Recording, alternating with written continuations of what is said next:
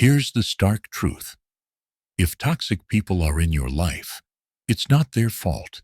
It's yours for letting them stay. But don't fret. I'll show you how to reclaim control and render them powerless. Toxic individuals don't just show up. They feed on your boundary gaps, thriving off your reactions. Most allow them to cause chaos because they fear facing the tough reality. You can't change them, but you can outwit them. In this video, I'll share brutally honest, foolproof strategies to deal with toxic people. And by the end, you'll see your peace was always within your grasp. First, forgive, but never forget. Forgiveness is one of the most misunderstood virtues. Many think forgiving means you're weak, gullible, or willing to ignore the hurt someone caused. But real forgiveness is far from that. It's not about excusing their actions or welcoming them back with open arms. It's about freeing yourself from resentment's chains. I learned this painfully years ago with a close friend. Let's call them Alex. We were tight, or so I believed. I shared a deeply personal secret with Alex, trusting it would stay between us. A week later, I discovered they'd spread my story to others, twisting it to paint me in the worst light. The betrayal stung sharply. I was livid, not just at Alex, but at myself for trusting them. That anger lingered for months, maybe years. Every time I saw them or heard their name, the wound ripped open. I carried that resentment everywhere, unaware of its heavy toll. Then, in a low moment, I stumbled on a quote. Resentment is like drinking poison and hoping the other person dies. It struck me hard. I realized Alex had moved on, living their life, while I was trapped in a cycle of hurt and anger. My resentment wasn't hurting them. It was hurting me. So, I chose to forgive, but not as most imagine. I didn't reach out to reconcile or invite Alex back into my circle. Instead, I forgave silently in my heart, releasing the anger for my own peace, not their sake. But here's the key, I didn't forget. That betrayal taught me a priceless lesson about trust, specifically, who deserves it and who to keep at arm's length. Forgiving Alex let me move forward without bitterness, but remembering ensured I wouldn't repeat the mistake. Forgiveness is often viewed as weakness, but it's truly the ultimate strength. It takes courage to let go of anger when holding it feels justified. It takes wisdom to know forgiveness doesn't mean giving someone another chance to harm you. Forgetting, though, is different. Forgetting invites the same pain back. Think of forgiveness as healing a scar. You don't keep picking at the wound, but you don't erase the mark either. The scar reminds you not of the pain, but of the lesson. It shows what you endured and what you gained. It doesn't define you, but it guides your future choices. The Stoics often spoke of mastering emotions, and forgiveness embodies that. By forgiving, you seize control of the story, refusing to let someone's toxic actions dictate your peace. By not forgetting, you shield yourself from falling into the same trap. Here's a thought to ponder. Forgiveness is a gift you grant yourself, not the one who hurt you. Forgetting, however, harms your growth. Release the bitterness, keep the lesson, and carry it as a shield, not a weight. Second, restrict their access. Let's be blunt. Some people don't deserve a front row seat in your life. Whether they're family, lifelong friends, or daily colleagues, if someone's toxic, draining, or constantly disrespecting your boundaries, it's time to reduce their presence. Call it harsh if you must. But guarding your peace isn't selfish, it's survival. I used to be a people pleaser, giving my time, energy, or attention to anyone who asked, no questions. I'd spend hours on calls with a friend who only vented about their life, ignoring my own struggles. Or I'd go out of my way for people who wouldn't lift a finger for me. Sound familiar? It struck me one day after another. Exhausting talk with someone who treated me like their unpaid therapist. I hung up, drained, and thought, why am I doing this? What do I gain from this relationship? That's when it hit me. Not everyone deserves open access to you. Here's where it gets bold. Limiting access doesn't always mean cutting someone off entirely. Sometimes it's about setting subtle boundaries they barely notice. For instance, that friend who always unloads their issues on you? Try saying, that sounds rough. What do you plan to do about it? Watch how fast they lose interest when you stop fueling their negativity. Or take that relative who constantly criticizes your choices. Instead of arguing or explaining, just nod, smile, and keep your plans private. Their disapproval loses its sting when they lack the full picture. I had a coworker once who lived for gossip and drama. Every break room chat started with, "You won't believe what so-and-so did." I'd respond casually, "I'm not really into office drama," and walk away. It felt awkward at first, but soon they stopped trying to pull me into their chaos. Limiting access means recognizing that not everyone deserves a backstage pass to your energy and emotions. It's about creating tiers, an inner circle for those who uplift you, outer rings for the energy drains. Some might call you cold or distant for this, but ask yourself, do you want everyone's approval or respect from the right people? Here's the vibrant truth. Think of your life as an exclusive club. You're the gatekeeper, and not everyone makes the cut. Toxic complainers? General admission at best. Drama stirrers? They're stuck in the parking lot. Those who truly value and respect you. They're in the VIP lounge, sharing the good moments. Limiting access isn't cruel. It's wise. Your time and energy are finite. Don't squander them on those who don't appreciate them. Because here's the reality. When you start valuing yourself, the right people will too. The wrong ones? They'll either step up or fade out. Either way, you win. Third, wield humor to disarm them. Sometimes, the sharpest way to handle a toxic person is to take them less seriously. Toxic people feed on tension, thriving on drama, arguments, and conflict. But what happens when you deny them their fuel?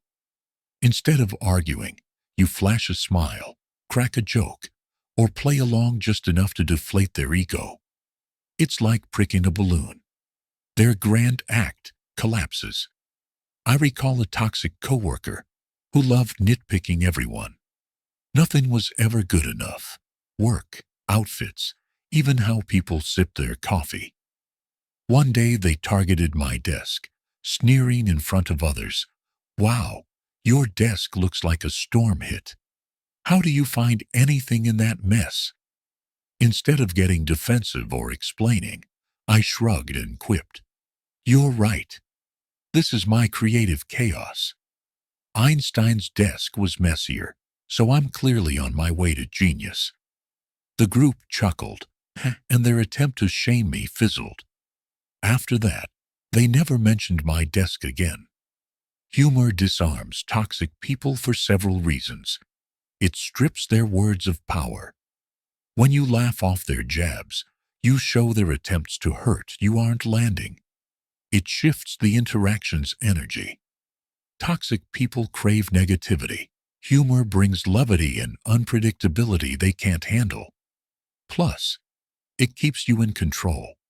By staying calm and witty, you prove you're unshaken, which frustrates them more than any direct clash.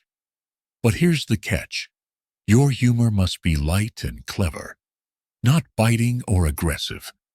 If your joke feels sarcastic or mean, it could escalate things. The aim is to make their negativity look absurd without sinking to their level. For example, if someone keeps cutting you off in a meeting, try saying with a grin, "Wow, I didn't know we were playing tag team talking today. Your turn's done. Mine now." It's firm, funny, and lands the point without sparking conflict. Humor also works against guilt trips. If someone says, "Guess you're too busy to care about me lately," reply, "You've caught me. I'm auditioning for worst friend ever, and I'm killing it." It deflates their manipulation while keeping things breezy. Using humor doesn't mean you're brushing off their toxicity's seriousness. It's about refusing to let them pull you into their negativity. It's a subtle way to assert your strength, showing you're unfazed by their attempts to control or belittle you. Humor says, "I see your game, but I'm not playing." Fourth, know when to step away. Walking away from a toxic person is one of the toughest yet most freeing choices you'll ever make. It's not just about escaping a bad situation. It's about reclaiming your peace, time, and energy. But here's the twist. It's not always a dramatic exit. Sometimes knowing when to walk away means quietly choosing yourself over their chaos, time and again. Toxic people are masters at keeping you hooked. They'll plead, "I'm sorry, I'll change," or guilt trip you with lines like, "Leaving means you're abandoning me." It's easy to wonder if stepping away makes you the villain. But here's the truth. Staying in a draining relationship, be it a friendship, romance, or family tie, isn't noble. It's self-destructive. I had a close friend who was a blast at parties, but a nightmare one-on-one. Every talk revolved around their problems, needs, and drama. If I shared my struggles, they'd brush them off or turn it into a contest. "You had a rough day? Let me tell you about mine." At first, I excused it. They're stressed. They don't mean it. But as months became years, I was pouring everything into this friendship and getting nothing back. The breaking point came during a personal crisis when I needed them. I reached out, and their reply was, "That sounds tough, but I'm swamped with my own stuff." It hit me. They weren't toxic out of malice. They just didn't care. I decided to walk away. And though it hurt, it felt like a massive weight lifted. Walking away doesn't always mean a total cutoff. It might mean dialing back contact, stopping every call or instant text reply, letting them fade into your life's background. Setting boundaries like, "I'm not available to discuss this," or "I can't help with that anymore," is a firm yet respectful way to detach. Emotionally, it's about disengaging, even if you still see or talk to them. Their opinions or actions stop affecting you. Here's the bold part. Sometimes walking away means leaving someone society expects you to keep, like family. The notion that you must endure toxic relatives because of blood ties is outdated and harmful.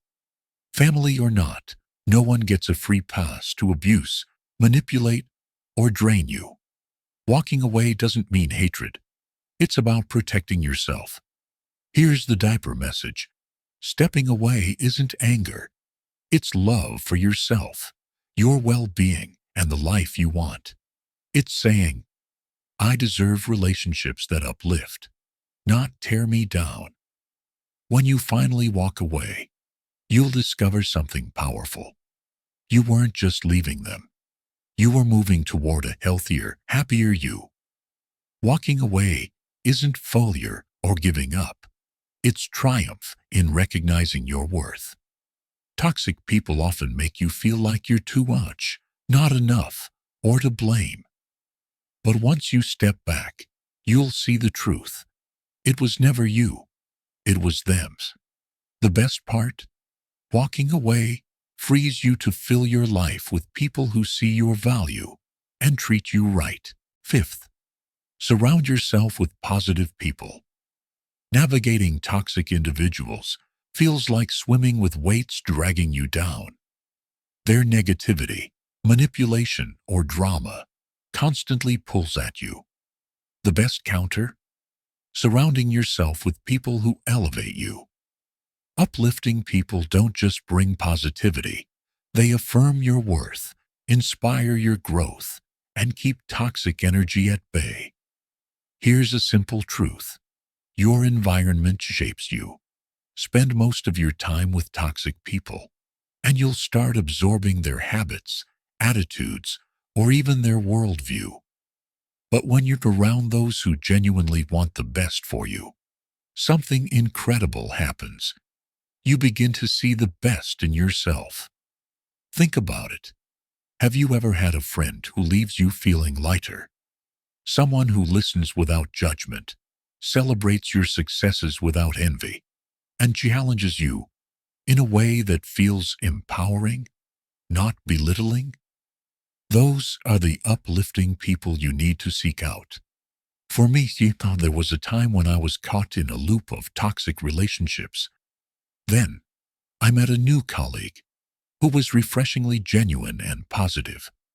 They'd say things like, "You're great at this. Why not take the lead?" Or, "You handled that so well." Their sincere encouragement shocked me. I'd grown so used to backhanded compliments and subtle jabs from toxic people that I'd forgotten what real support felt like.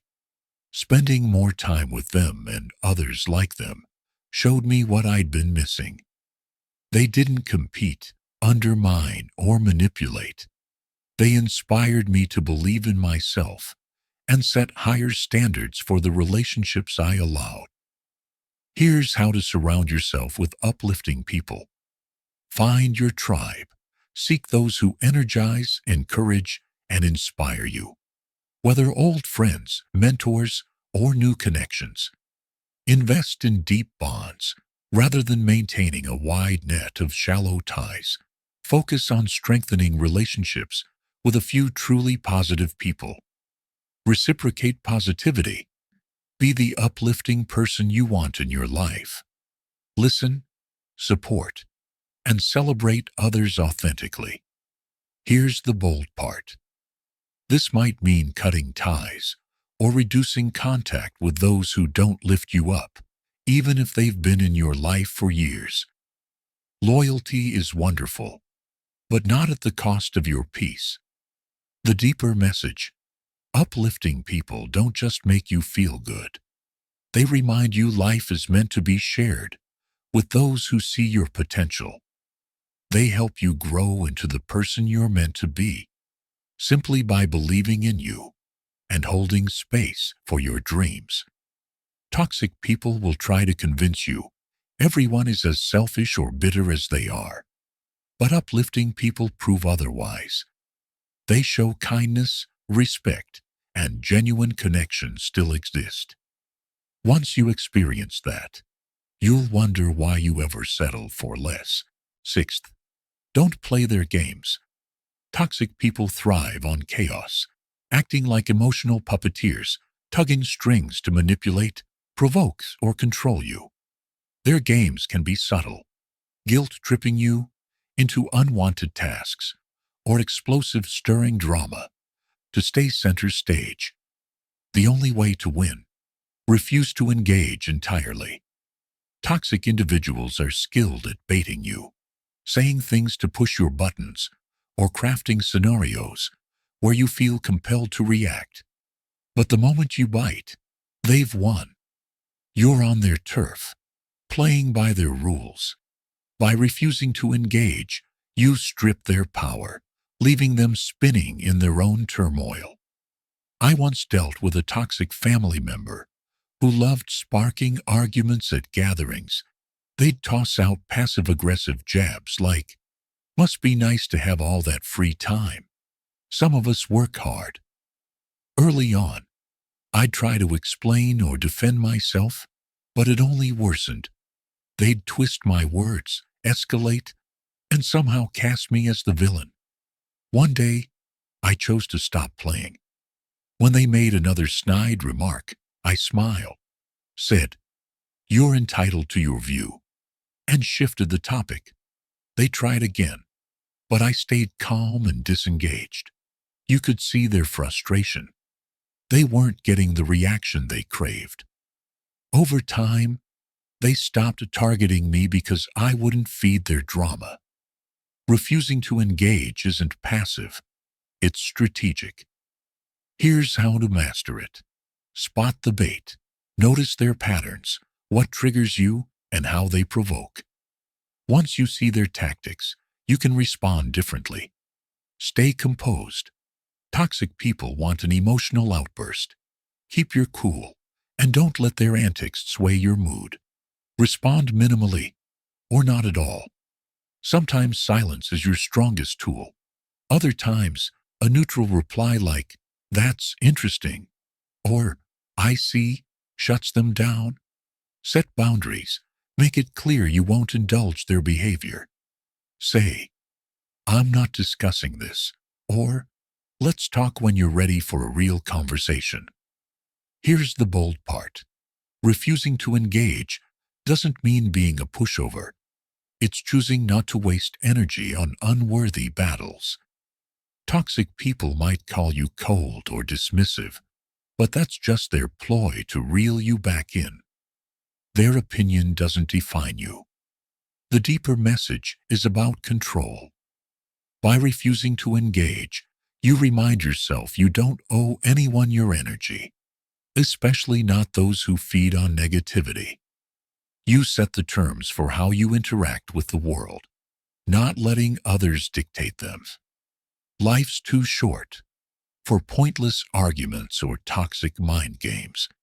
When you step back and disengage, you're not fleeing, you're rising above. You're choosing peace over chaos, clarity over confusion, power over manipulation. That's a game worth winning every time. Seventh, keep your eyes on your purpose. Toxic people love to throw you off track, thriving on distractions that pull you into their drama, chaos, or petty schemes. It's as if their goal is to make their issues your burden. But when you stay deeply focused on your purpose, your goals, values, and the life you're crafting, their noise fades into the background. Staying focused isn't just a shield, it's a bold move. Toxic individuals want you to lose sight of yourself.